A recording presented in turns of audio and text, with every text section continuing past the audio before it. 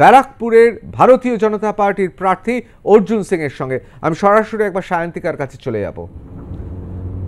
সায়ন্তিকা, ব্যারাকপুর শিল্পাঞ্চল সকালবেলা থেকেই, গতকাল রাত থেকেই বলা ভালো, থমথমে।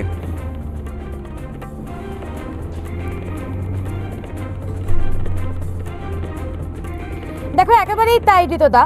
গতকাল থেকেই ব্যারাকপুর শিল্পাঞ্চলে বেশ কয়েকটি ঝামেলার খবর পাওয়া গিয়েছিল এবং আজকে সকালবেলায় অর্জুন সিং তিনি যখন ভোট দেওয়ার জন্য এবং বুথ পরিদর্শনের জন্য বাড়ি থেকে যখন বেরোলেন, তাকে আমরা প্রশ্ন করেছিলাম এই অশান্তিগুলোর বিষয়ে এবং প্রত্যেকটি ক্ষেত্রেই তিনি কিন্তু তৃণমূলের দিকে অভিযোগের আঙুল তুললেন।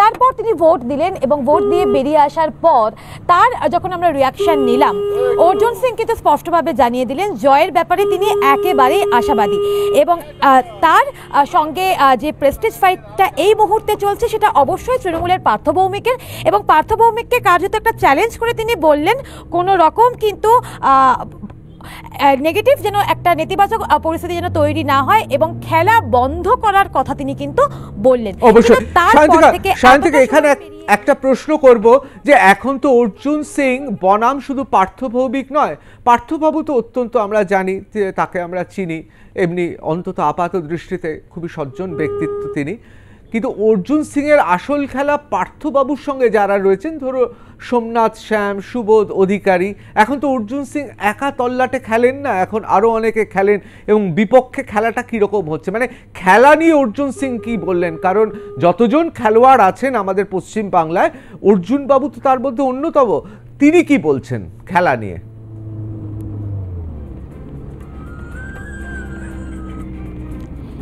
এটাই হচ্ছে কথা। আমরা তো বরাবর ব্যারাকপুর মানেই জানি যে একটা ধুন্ধুমার পরিস্থিতি, একটা উত্তেজনাময় পরিস্থিতি, এবং যেখানে অর্জুন সিং এর মতন একজন দাবাং নেতা রয়েছেন, ব্যারাকপুরের বেতাজ বাদশাহ যাকে বলা হয়, তাকে কিন্তু একেবারেই তার চেনা মেজাজে এখনো পর্যন্ত দেখা যাচ্ছে না। কারণ এই যে ব্যারাকপুর লোকসভার অন্তর্গত 7টা যে বিধানসভা, সেই 7টা বিধানসভার মধ্যে এখনো পর্যন্ত অর্জুন সিং এর মূল যে ফোকাস তিনি রেখেছেন তা কিন্তু কাঁচরাপাড়ার ক্ষেত্রে এখনো পর্যন্ত বাদবাকি কোনো জায়গাতেই তাকে সেইভাবে যেতে দেখা যায়নি, এবং এই কাঁচরাপাড়ার ক্ষেত্রেও বেশিরভাগ বুথেই কিন্তু অর্জুন সিং কার্যত নামছেন না। অনেক জায়গাতেই আমরাও যখন দেখছি সেখানে ভোট হচ্ছে কিন্তু অর্জুন সিং তার গাড়ি নিয়ে বেরিয়ে যাচ্ছেন, কিছু কিছু জায়গায় তিনি হয়তো গাড়ির কাঁচ নামিয়ে একটুখানি দেখছেন, একটু হাত নাড়ছেন যারা ভোট দিতে আসছেন, তারপর তিনি কিন্তু বেরিয়ে যাচ্ছেন।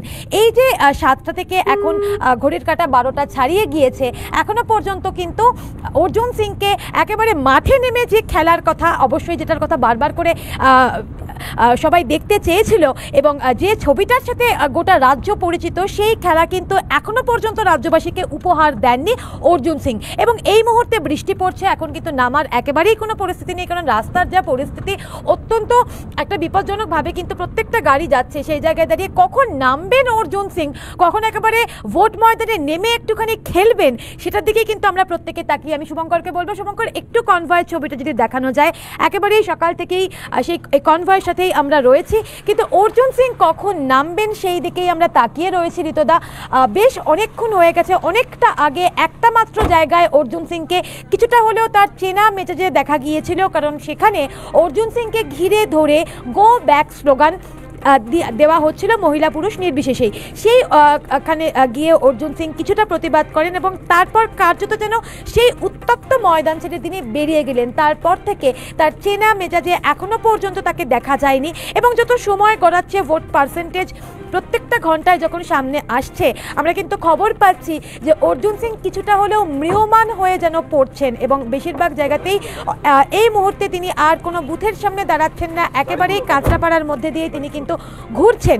কখন তিনি একটু অন্য জায়গায় যাবেন, কারণ আমরা তো জানি যে একেবারেই ব্যারাকপুর মানেই ভাটপাড়া মানেই অর্জুন সিং, সেই জায়গাগুলোতে এখনো পর্যন্ত তিনি যাননি। তার মূল ফোকাস কেন শুধুমাত্র কাঁচরাপাড়ার দিকে, এবং কাঁচরাপাড়ার দিকে হলেও তিনি কেন কোনো বুথে নামছেন না, কেন তাকে তার সেই চেনা পরিচিত একটা মেজাজে দেখা যাচ্ছে না, সেটাই কিন্তু আমরা দেখতে চাইছি। এবং এই যে বৃষ্টি হচ্ছে, সেই বৃষ্টির জেরে যে ব্যারাকপুরের ভোট অন্তত বেশ খানিকটা বিঘ্নিত হবে সেটা মনে করাই হচ্ছে।